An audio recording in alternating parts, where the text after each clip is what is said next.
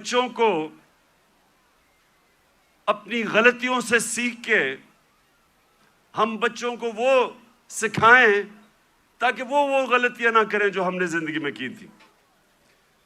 تو میری کوشش یہ ہے کہ آج اپنی زندگی جو میں نے 70 سال کی زندگی گزاری ہے اس سے میں آپ کو، اپنی قوم کو، جس طرح میں اپنے بچوں کو بتاتا ہوں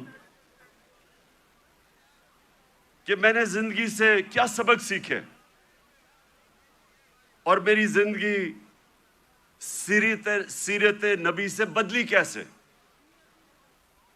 میں کوئی اسلام کا اسکالر نہیں ہوں، میں اپنے آپ کو کوئی عالم نہیں سمجھتا، میں اپنے آپ کو ایک طالب علم سمجھتا ہوں جو ہر روز سیکھنے کی کوشش کرتا ہے۔ لیکن اللہ کا شکر ہے کہ عاشق رسول ہونے کے لیے آپ کو کوئی ڈگری نہیں چاہیے۔ ہمارے دل میں اگر اس کی اللہ محبت ڈال دیتا ہے تو وہ چاہے ان پڑھ ہو، چاہے کوئی اسکالر ہو، میں سمجھتا ہوں کہ وہ بڑا خوش قسمت انسان ہوتا ہے، کیونکہ اس کی زندگی بدلنی شروع ہو جاتی ہے اگر جب وہ اپنے نبی سے عشق کرتے ہیں اور اس راستے پہ چلیں۔ تو میں پہلے آپ کو یہ واضح کر دوں کہ میں صرف اپنی زندگی کے تجربے سے آپ کو آج بات کر رہا ہوں اس مبارک دن پہ، کیونکہ دیکھیں میں نے ہر قسم کی زندگی دیکھی ہے، کرکٹ سٹار، گلیمر، مغربی زندگی، اپنا ملک، ہر قسم کی میں زندگی پہ دیکھ کے تو آج آپ سے بات کر رہا ہوں۔ سب سے پہلے ابھی آپ نے جو یہ فلم دیکھی اس میں دنیا کی تاریخ کا سب سے بڑا انقلاب آپ نے دیکھا۔ دنیا کی تاریخ میں کبھی اتنا بڑا انقلاب نہیں آیا۔ 622 سب یہ تاریخ یاد کر لیں کہ 622 میرے پیارے نبی صلی اللہ علیہ وسلم ہجرت کرتے ہیں مدینہ، 632 وہ دنیا سے چلے جاتے ہیں، پردہ کر دیتے ہیں۔ ان 10 سالوں کے اندر دنیا کی تاریخ بدل جاتی ہے۔ تو جو میں اپنے نوجوانوں کو آج، اپنی یوتھ کو، اپنے بچوں کو، ساروں کو جو میں آپ کے ذہن میں آج ایک چیز ڈالنا چاہتا ہوں کہ وہ کیا تبدیلی آئی ان لوگوں میں جو ابھی آپ نے فلم میں پہلے دیکھا کہ جن کی کوئی حیثیت نہیں تھی، جہالت تھی، 2 سپر پاورز، ایک مغرب میں اور ایک مشرق میں، کوئی بھی حیثیت ان لوگوں کی نہیں تھی۔ 10 سالوں میں یہ قوم بدلی اور انہوں نے دنیا کی امامت کی، جو آپ نے بعد میں دیکھا کہ ساری دنیا میں چھا گئے۔ تو وہ کیا چیز تھی؟ وہ ہمارے نبی صلی اللہ علیہ وسلم نے کس طرح ان لوگوں کو تبدیل کیا، کیسے ان کے کیریکٹر بدل گئے، کیسے لیڈرز بن گئے سب۔ مجھے افسوس سے کہنا پڑتا ہے کہ نہ ہمارے ملک میں جو واحد ملک اسلام کے نام پہ بنا تھا، نہ ہی مسلمان دنیا پہ اس پہ کام ہو رہا ہے۔ ہمارے نوجوانوں کو، بچوں کو اسکولوں میں پتہ چلنا چاہیے کہ انہوں نے کیسے انسانوں کو تبدیل کیا۔ قرآن میں اللہ کہتا ہے میں کبھی کسی قوم کی حالت نہیں بدلتا جب تک وہ قوم خود اپنی حالت بدلنے کی کوشش نہیں کرتی۔ وہ قوم کی حالت بدل گئی کیونکہ لوگوں نے اپنے آپ کو بدل لیا اور لیڈرز بن گئے۔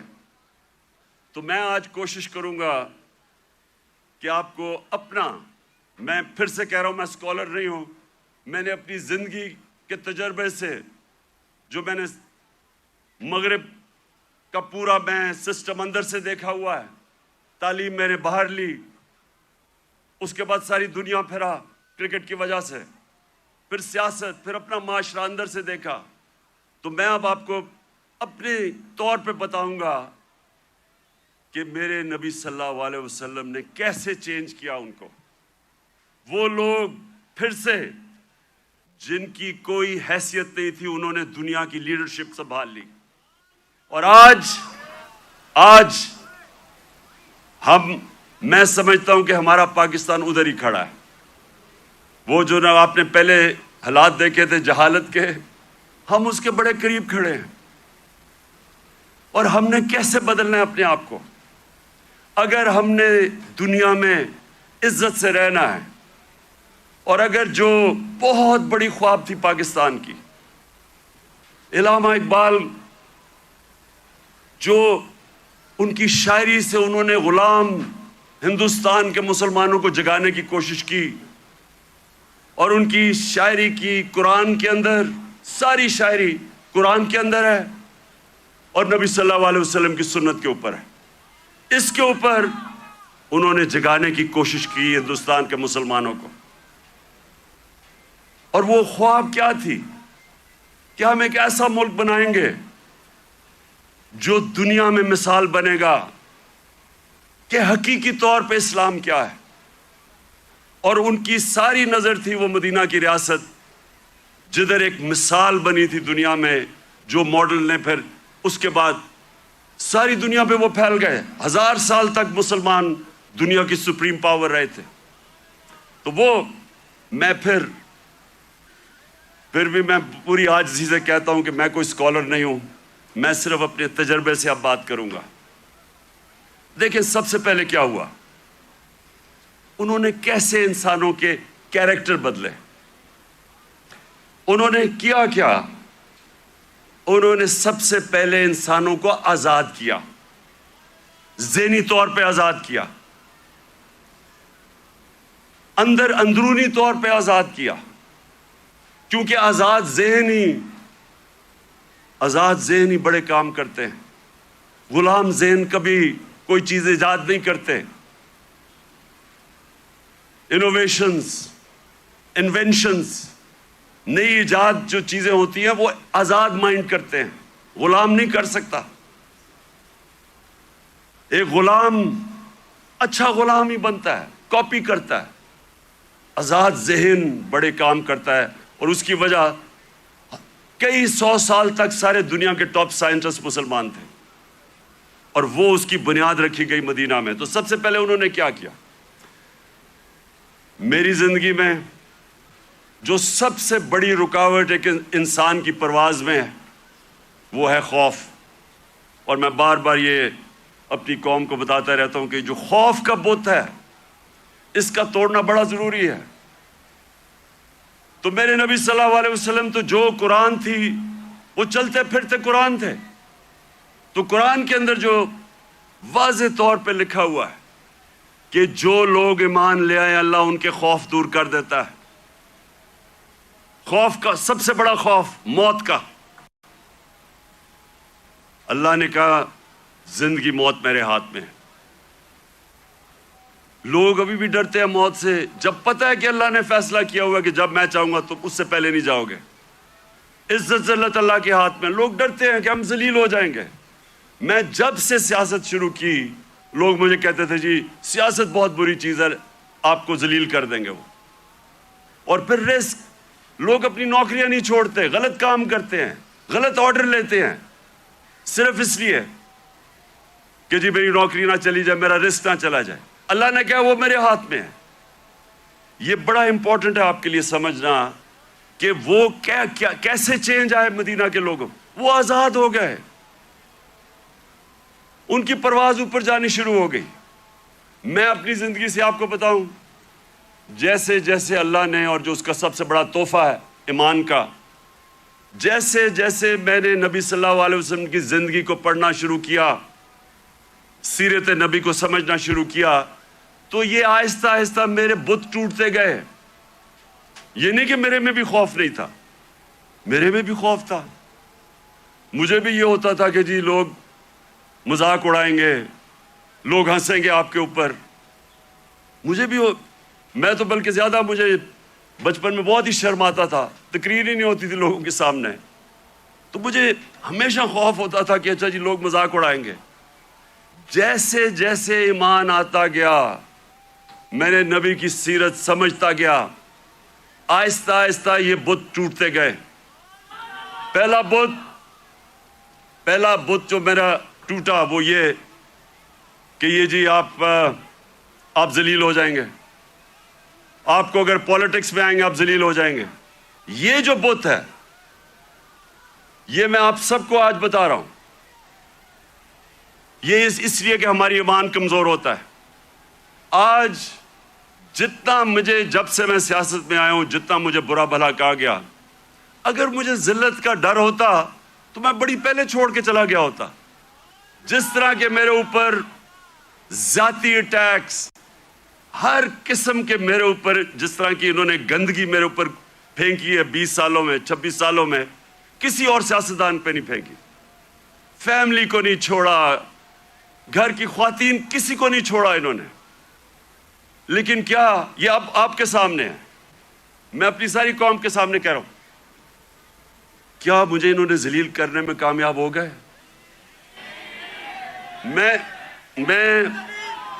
ایک منٹ, میں آپ کو آج سب کو کہہ رہا ہوں, پچھلے 6 مہینے میں جتنی مجھے اللہ نے عزت دیا, مجھے ساری زندگی میں کبھی اتنی عزت نہیں ملی.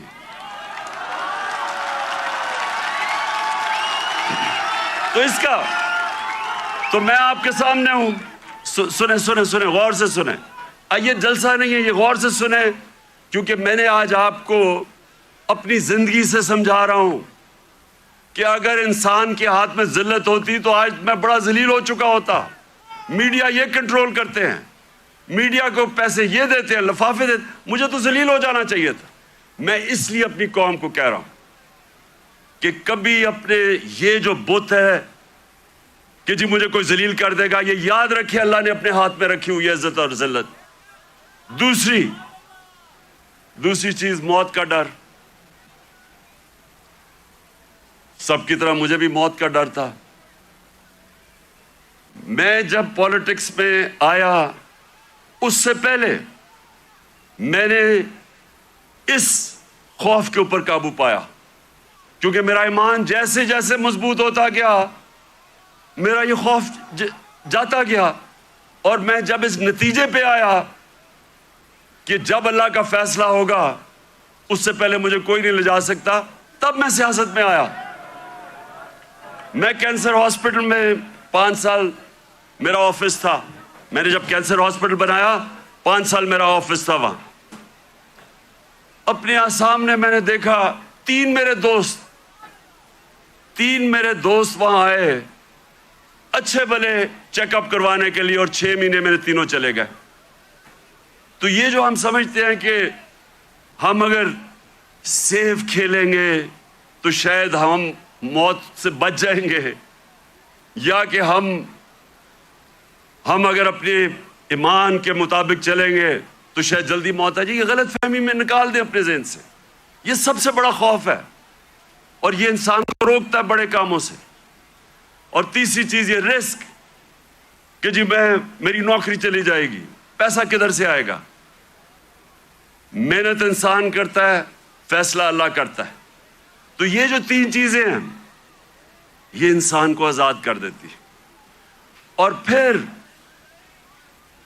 جو بڑا بت ہے, میں کا بت,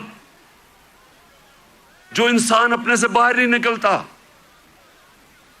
جو سب سے بڑی جہاد ہے, جہاد اکبر, اپنی نفس کے خلاف, اپنی میں کو کنٹرول کرنے کے لیے, یہ بہت بڑا بت ہے. اپنی ذات کے لیے, اپنے آپ کے لیے انسان سمجھتا نہیں ہے کہ اس کو اللہ نے کتنا بڑا مقام رکھا ہے. اس کی ویژن, جو انسان اپنے لیے زندگی گزارتا ہے وہ چھوٹا سا انسان بن جاتا ہے. جتنا مرضی اللہ اس کو نواز دے, جتنے مرضی پیسے دے دے، علم دے دے، جو اپنی ذات کے لیے زندگی گزارتا ہے وہ آج تک دنیا کی تاریخ میں بڑا انسان نہیں بن سکا۔ لوگ کس کو یاد رکھتے ہیں؟ ہم بڑے ہو رہے تھے لاہور میں تو سارے گنگا رام کو یاد رکھتے تھے۔ گنگا رام کو کیوں؟ اس نے ہسپتال بنایا تھا انسانوں کے لیے۔ سارے جو اللہ کے برے صغیر میں بڑے بڑے جو صوفی آئے، ولی اللہ آئے، آج بھی ان کے مزاروں پہ دیکھیں لاکھوں لوگ جاتے ہیں۔ کیوں جاتے ہیں؟ کیونکہ وہ انسانوں کے لیے آئے تھے، وہ سب عاشق رسول تھے، وہ سارے ان کی زندگی انسانوں کے لیے تھی اور انسانوں سے پیار کرتے، عزت دیتے۔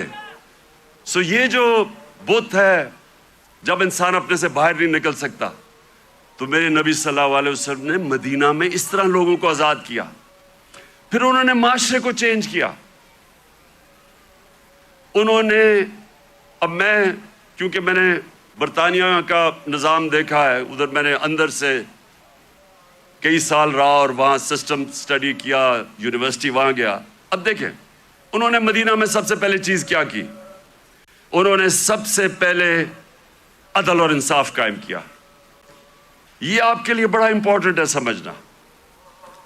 عدل اور انصاف کا مطلب ہوتا ہے rule of law. Rule of law کا مطلب ہوتا ہے سب لوگوں کے لیے ایک قانون، قانون کے سامنے سب ایک برابر، کوئی قانون سے اوپر نہیں ہے۔ یہ بڑا ضروری ہے آپ کو سمجھنا، کیونکہ بدقسمتی سے پاکستان میں ہم نے رول آف لا دیکھا ہی نہیں ہے۔ میں جب شروع میں گیا برطانیہ تو پہلی دفعہ میں نے رول آف لا دیکھا، کوئی قانون کے اوپر نہیں۔ وہ جا رہا، ان کا جو پرائم منسٹر ہے اس کی جرت نہیں ہے قانون توڑنے کی۔ ہم نے جب شروع میں دیکھا جو ان کا برطانیہ کا جو شہزادہ تھا پرنس چارلز، اس کو ٹریفک وارڈن نے روک کے فائن کر دیا، وہ سپیڈ کر رہا تھا۔ وہاں کوئی قانون سے اوپر نہیں تھا۔ ابھی آپ نے دیکھا کہ برطانیہ کا پرائم منسٹر جو کہ باہری اکثریت سے جیتا تھا، اس کو صرف نکال دیا گیا اس وجہ سے کہ انہوں نے کہا کہ اس نے جو لوگوں کے لیے قانون بنایا تھا سوشل ڈسٹنسنگ کا کرونا کے دوران، اس نے وہ اس کے اوپر عمل نہیں کیا، اس پہ نکال دیا۔ قانون کی بالادستی۔ اور یہ میرے نبی صلی اللہ علیہ وسلم نے مدینہ میں کہا کہ میری بیٹی بھی اگر جرم کرے گی تو اس کو سزا ملے گی، کوئی قانون سے اوپر نہیں ہے۔ انہوں نے جو عدل اور انصاف کا نظام قائم کیا، یہ یاد رکھیں کہ پہلے عدل اور انصاف آیا پھر خوشحالی آئی۔ یہ نہیں کہ پہلے خوشحالی آئی اور پھر انصاف ہوا۔ انصاف کی وجہ سے خوشحالی آتی ہے معاشرے میں۔ جو آج دنیا کے اندر ایک انڈیکس ہے، اسے کہتے ہیں رول آف لا انڈیکس، کہ کن معاشروں میں دنیا میں قانون کی بالادستی ہے اور کن معاشروں کے اندر جنگل کا قانون ہے، یعنی جس کی لاٹھی اس کی بھینس۔ آپ کو حیرت ہوگی سن کے کہ جس ملک پہ سب سے زیادہ قانون کی حکمرانی ہے، یعنی انصاف ہے، جو مدینہ کی ریاست میں قائم کیا گیا، وہ ہے سوئٹزرلینڈ۔ سوئٹزرلینڈ میں 99.9% رول آف لا انڈیکس ہے، یعنی مکمل انصاف ہے وہاں کوئی انسان قانون کے اوپر نہیں ہے۔ سب سے خوشحال جگہ ہے سوئٹزرلینڈ، وسائل ہے ہی نہیں۔ اور سب سے کم رول آف لا انڈیکس پہ کون ہے؟ نائجیریا، 7%۔ وہ ہے تقریباً 100%، وہ ہے 7%۔ نائجیریا سب سے زیادہ افریقہ میں تیل نائجیریا میں ہے، اسے تو بڑا امیر ہونا چاہیے وسائل کے حیثیت سے۔ سوئٹزرلینڈ میں تو سوائے گائے اور پہاڑوں کے ہے ہی کچھ نہیں، وہ سب سے خوشحال ہے۔ اور نائجیریا میں سب سے زیادہ غربت ہے، کیونکہ قانون ہی نہیں ہے، انصاف ہی نہیں ہے۔ وہاں بھی اوپر تکڑے لوگ بیٹھے ہوئے ہیں جو کہتے ہیں ہم قانون کے اوپر ہیں، قانون صرف کمیوں کے لیے ہے۔ ادھر بھی کوئی وہ ملک جدھر افریقہ میں سب سے زیادہ تیل ہے، وہ غربت ہے، کیونکہ صرف 7% رول آف لا انڈیکس ہے. اور آپ کو افسوس ہوگا کہ تقریباً ساری مسلمان دنیا 20% سے کم ہے، پاکستان بھی 10% سے کم ہے.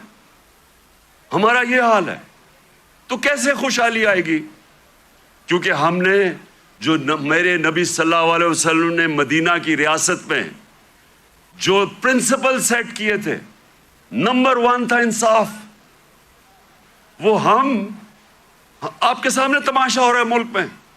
جو طاقتور ہے وہ اپنا ہی پروسیکیوٹر بھی رکھ رہا ہے، نیب کا ہیڈ بھی اپنا، FIA بھی، اور بچتے بھی جا رہے ہیں. اور جیلوں کے اندر پھنسے ہوئے بیچارے غریب لوگ. آپ جیلوں والے جو غریب لوگ ہیں انہیں بھی کہیں جی اپنا پروسیکیوٹر لا لیں، وہ سارے بچ جائیں گے. اور پھر یہ بار بار میں اپنی قوم کو وہ حدیث سناتا ہوں کہ میرے نبی نے کہا، نبی صلی اللہ علیہ وسلم نے کہا کہ تمہارے سے پہلے بڑی قومیں تباہ ہوئیں جدھر چھوٹے چوروں کو جیلوں میں ڈالتے تھے اور بڑے ڈاکوؤں کو آپ پکڑتے نہیں تھے.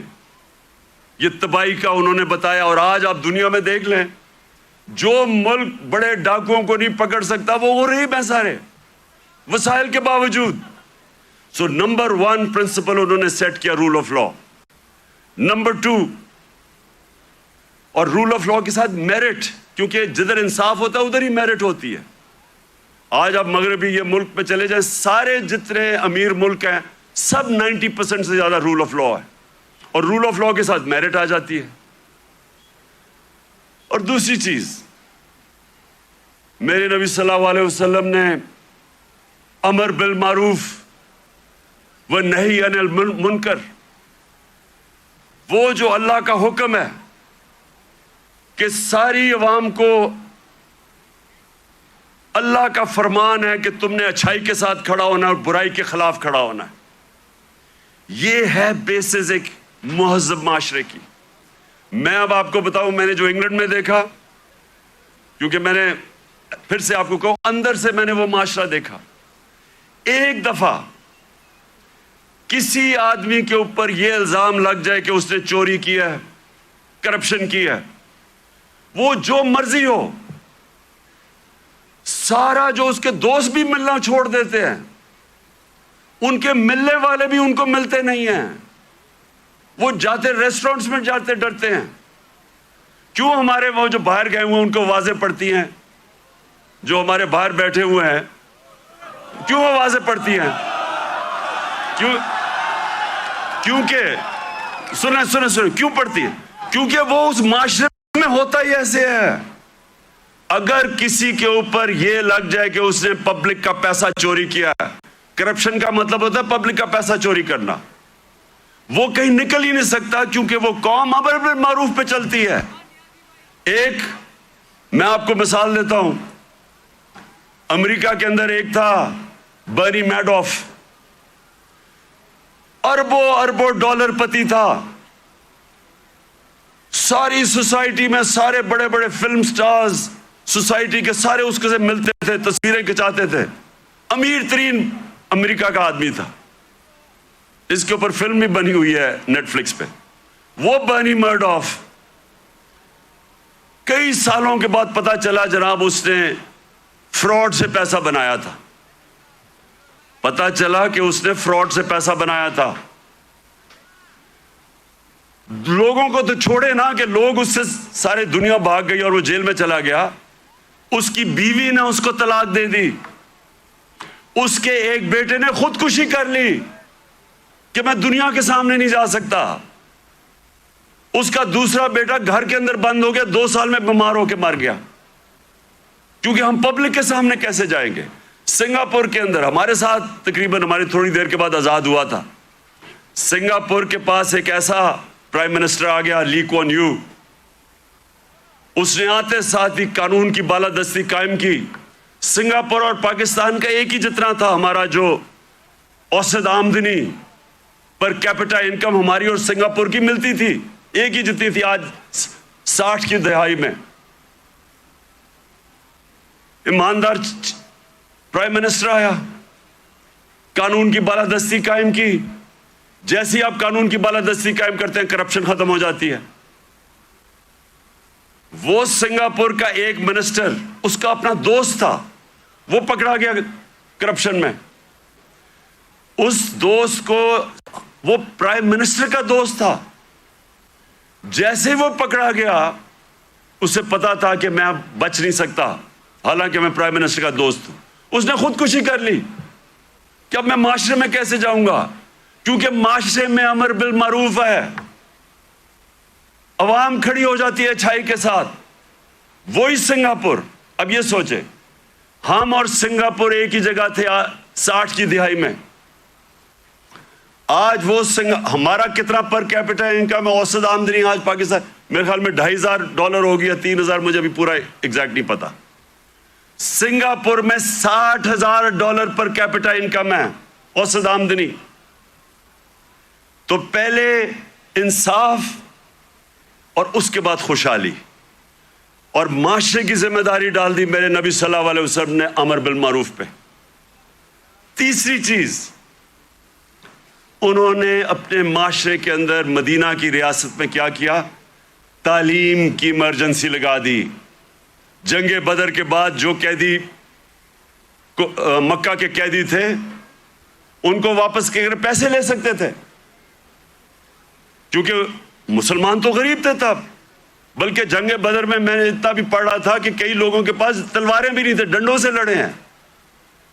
तो वो तो कैदियों को वापस करके पैसे ले सकते थे, हथियार खरीद सकते थे। दुनिया के अजीम लीडर ने कहा नहीं, जो 10 मुसलमानों को पढ़ा लिखा देगा उसको हम आजाद कर देंगे। तालीम के ऊपर जोर दिया। चाइना भी जाना पड़े तालीम हासिल करने के लिए तो जाओ। जब से तुम पैदा होते हो और जब तक कब्र में नहीं जाते, इल्म हासिल करो। इसलिए सदियों तक टॉप साइंसदान मुसलमान थे। तालीम के बगैर माशरा ऊपर नहीं जाता। और हमारा अब फिर से हाल देख लें, कितना जोर लगाया तालीम। कितना शर्म की बात है कि 75 साल इंडिपेंडेंस, पहली दफा हमने कोशिश की थी कि कम अज कम तालीम का निज़ाम में इंसाफ करें। नहीं तो अमीर के लिए थोड़े से 8 लाख अमीरों के लिए इंग्लिश मीडियम, बाकियों के लिए उर्दू मीडियम, वो बेचारे पढ़ के भी ऊपर नहीं आ सकते थे। एक तालीमी निज़ाम जो गरीब को गरीब करता था, जो मुल्क में नाइंसाफी फैलाता था, वो हमने कोशिश की। पता नहीं अब इस हुकूमत ने वो ख़त्म कर दिया होगा कि एक ही निसाब 5 क्लास तक और ऊपर तक लेके जा रहे थे। लेकिन तालीम, ये तीसरी चीज़ मेरे नबी सल्लल्लाहु अलैहि वसल्लम ने मदीना में कहा, तालीम के ऊपर उन्होंने जोर दिया, जिसकी वजह से मुसलमान ऊपर गया। और फिर फलाही रियासत, इंसानियत का निज़ाम। दुनिया की तारीख में पहली दफ़ा उन्होंने एक फलाही रियासत बनाई। और यकीन करें, मुझे पता ही नहीं था फलाही रियासत क्या होती है जब तक मैं बरतानिया नहीं गया। मैं जब पहली दफ़ा बरतानिया गया, मैंने पहली दफ़ा फलाही रियासत देखी, किसी मुसलमान मुल्क में नहीं देखी। जो उन्होंने मदीना की रियासत में पहली दफ़ा इंसानियत का निज़ाम लेके आए थे कि कोई कमज़ोर आदमी, उसकी रियासत ने जिम्मेदारी ली थी। गरीबों की, आप हैरान होंगे कि जो पेंशन्स थी, बूढ़ों की भी जिम्मेदारी पहली दफा दुनिया की तारीख में मदीना की रियासत ने ली थी। यतीमों की, माजूरों की, बेवाओं की, ऐसा निज़ाम कभी पहले नहीं आया था। तो स्टेट ने इंसानियत का निज़ाम लेके आया। और मुझे अफसोस से कहना पड़ता है कि आज आप यूरोप चले जाएं, मैंने स्कैंडिनेविया, जो बेहतरीन, मैं समझता हूं कि उस निज़ाम के करीब मदीना के रियाज जो मैंने देखा है, वो डेनमार्क, स्वीडन, नॉर्वे। आप वहां देखें, आप अपने पाकिस्तानी रहते हैं वहां, उनसे पूछे तो सही कि इंसानियत क्या होती है। मैं बार बार कहता हूं, अपने जानवरों का हमारे से बेहतर ध्यान रखते हैं। वो हजरत उमर का कौल था कि अगर कुत्ता भी भूखा मरे मेरी रियासत में तो मैं जिम्मेदार हूं। आज उधर आप देख लें, उनका RSPC है, کتے آپ کو سڑکوں پہ نہیں نظر آئیں گے، وہ ان کو ہومز دیتے ہیں، ان کو کھلاتے ہیں پلاتے ہیں. یعنی وہ جو ہم نے دنیا میں شروع کیا تھا، جو میرے نبی صلی اللہ علیہ وسلم نے انسانیت کا نظام دنیا میں شروع کیا تھا، وہ آج ان ملکوں میں مل رہے ہیں جو مسلمان نہیں ہیں. اور یہ یاد رکھیں، یہ کبھی نہیں ہمیں بھولنا چاہیے کہ اللہ نے خطاب میرے نبی صلی اللہ علیہ وسلم کو رحمت للعالمین کہا تھا. سب انسانوں کے لیے رحمت بن کے آئے تھے، جس طرح میرا رب رب العالمین ہے. اس کا کیا مطلب ہے؟ سب سے پہلے تو جو میثاق مدینہ تھا، انسانوں کو اکٹھا کیا گیا. جو میثاق مدینہ چارٹر، مدینہ کا جو چارٹر تھا، جو پہلی کانسٹیٹیوشن تھی، بلکہ دنیا میں کہتے ہیں کہ دنیا میں پہلی کانسٹیٹیوشن تھی، اس میں انسانوں کو اکٹھا کیا گیا. وہاں عیسائی تھے، وہاں مسیح برادری تھی، وہاں یہودی تھے، ان سب کو اکٹھا کیا گیا. انسانوں کو تقسیم نہیں کیا گیا، اکٹھا کیا گیا. تو یہ لیڈر کی نشانی ہوتی ہے کہ لوگوں کو، انسانوں کو اکٹھا کرتا ہے، تقسیم نہیں کرتا. لیکن اس کا ایک اور بھی مطلب ہے کہ جو بھی معاشرہ میرے نبی صلی اللہ علیہ وسلم کے احکامات پہ چلے گا، جو بھی ان کی سیرت پہ چلے گا، وہ مسلمان ہیں یا نہیں ہیں، اللہ کی ان کی برکت آ جائے گی ان کے اوپر، کیونکہ وہ رحمت للعالمین تھے. اگر صرف ان کی سیرت پہ چل کے مسلمانوں کو ہی فائدہ ہونا تھا تو اللہ ان کو رحمت للعالمین نہ کہتے، رحمت للمسلمین ہوتے وہ. تو اس لیے آج اگر آپ دیکھتے ہیں ملکوں کی خوشحالی، آپ دیکھیں کہ کتنی طور پہ وہ میرے نبی صلی اللہ علیہ وسلم کی سیرت پہ چل رہے ہیں. آپ کو حیران ہوں گے کہ جب ہم نے بھی شروع میں پڑھا، ہم بھی حیران ہوئے. میں نے بہت پہلے پڑھا، محمد عبدو بڑا اسکالر تھے، بہت بڑے عالم تھے اسلام کے. وہ جب پہلی دفعہ یورپ کوئی 125 سال پہلے گئے اور مصر سے گئے، تو جب وہ مصر واپس آئے، انہوں نے کیا کہا؟ انہوں نے کہا میں یورپ گیا تھا، وہاں مسلمان تو نہیں نظر آئے، لیکن بڑا اسلام نظر آیا. اور جب واپس مصر آئے تو کہتے مسلمان تو بہت ہیں، اسلام بہت کم نظر آ رہا ہے. تو ہم پاکستانی جدھر آج کھڑے ہیں، ہمارے پاس ایک راستہ ہے. اور میں اس لیے آج میں چاہتا ہوں کہ اس مبارک دن ہم عشق کرتے اپنے نبی صلی اللہ علیہ وسلم سے، لیکن ہم انہوں نے جو ان کی سیرت پہ عمل نہیں کرتے، اور اس کی وجہ سے ہمارے حالات اچھے نہیں ہیں. اور میرا یہ ایمان ہے کہ جب تک ہم وہ جو انہوں نے راستہ بتایا اس پہ نہیں چلیں گے، ہمیں عزت نہیں ملنے لگی. پرائم منسٹر باہر جاتا ہے اور بھیک مانگ رہا ہوتا ہے، جی مجھے پیسے دے دو نہیں تو ہمارا ملک تباہ ہو جائے گا. سب 22 کروڑ لوگوں کے لیے، ہم سب کے لیے شرمناک ہے کہ وہ ملک جس کا نعرہ تھا پاکستان کا مطلب کیا، لا الہ الا اللہ، یہ بڑا نعرہ ہے، یہ دعویٰ ہے بہت بڑا، یہ اللہ سے وعدہ ہے کہ اللہ تیرے سوا کوئی خدا نہیں ہے. وہ آج ایسے پھر رہا ہے دنیا میں، کوئی آتا ہے گورے رنگ کا، کوئی باہر سے آ جاتا ہے، سارے گر جاتے ہیں اس کے سامنے. نہ عزت ہے، نہ آزادی ہے. جو حکم ملتا ہے کہ اچھا جی روس سے تیل نہیں لینا، ہم نہیں لیتے کیونکہ حکم آیا باہر سے. تو میرے پاکستانیوں، ہمیں آج اس مبارک دن پہ اپنے ریفلیکٹ کرنا ہے، غور اور فکر کرنا ہے کہ ہم نے کیسے اس قوم کو اس قوم ادھر پہنچانا ہے جس کے لیے یہ ملک بنا تھا.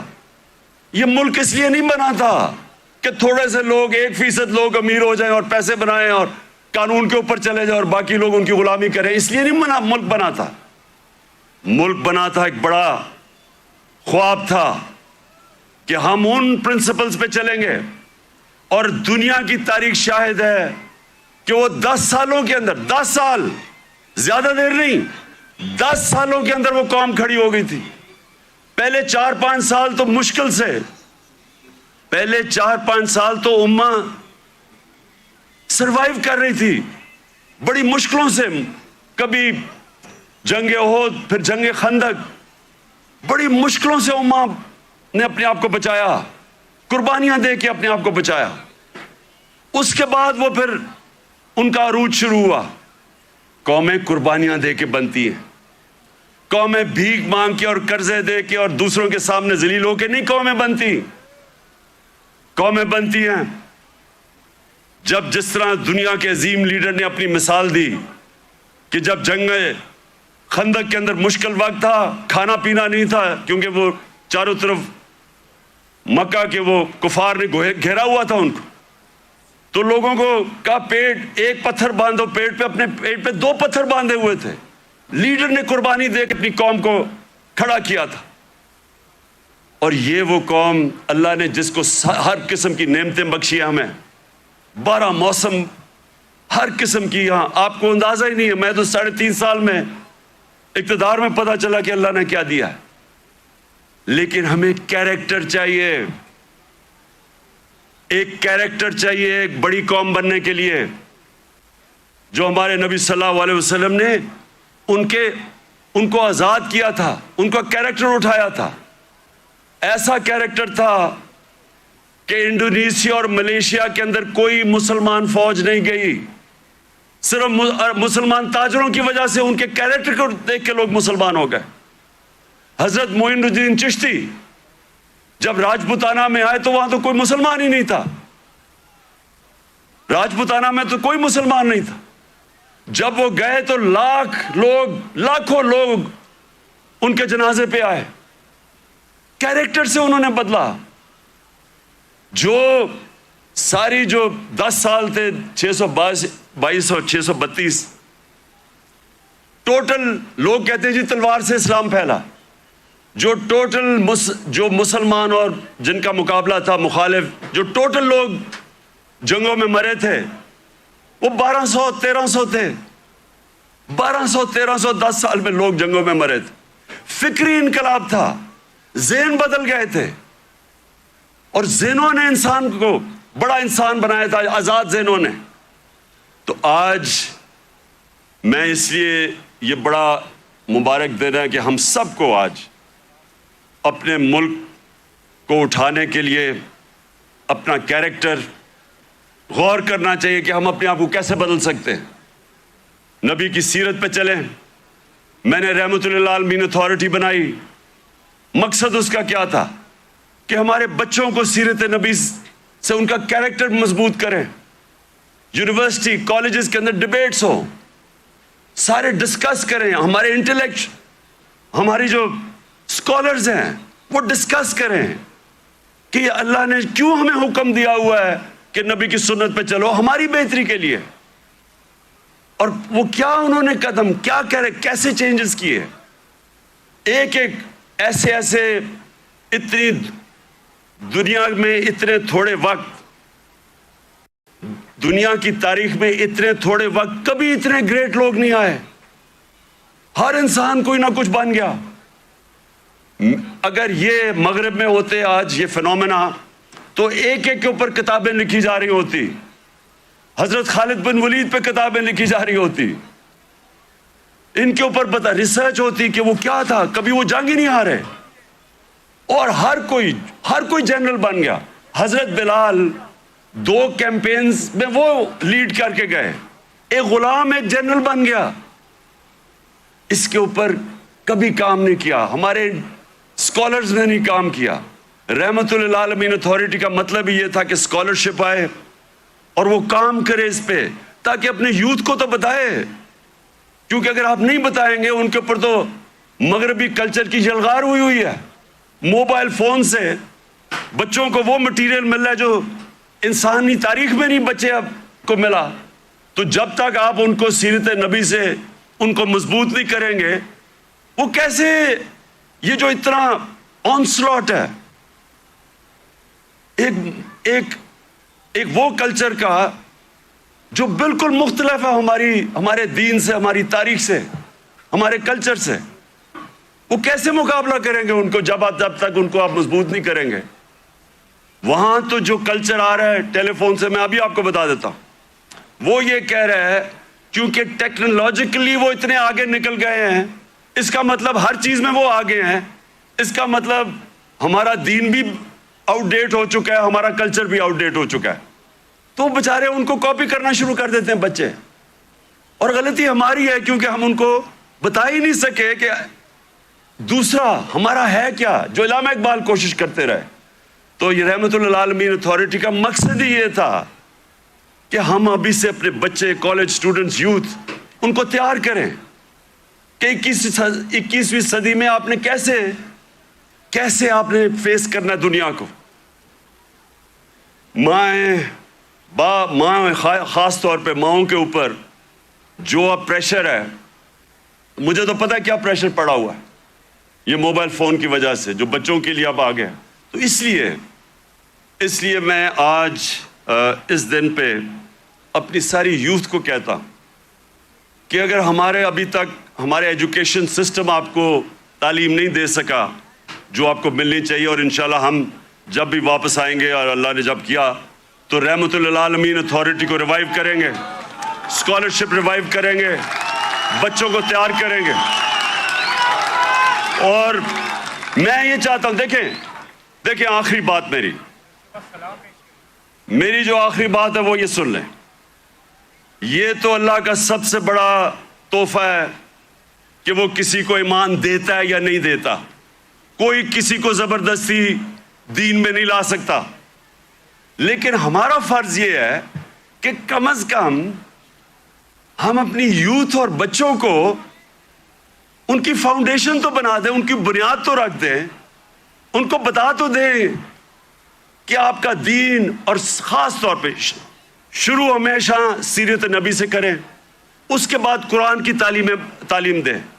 سیرت نبی ایک ایسی چیز ہے جو میں اپنے آپ سے کہہ رہا ہوں کہ میری تو پہلے مجھے نبی کی سیرت میں نے پڑھی اور سمجھی، ان کی تاریخ، ان کی زندگی، پھر مجھے قرآن کی سمجھ آئی.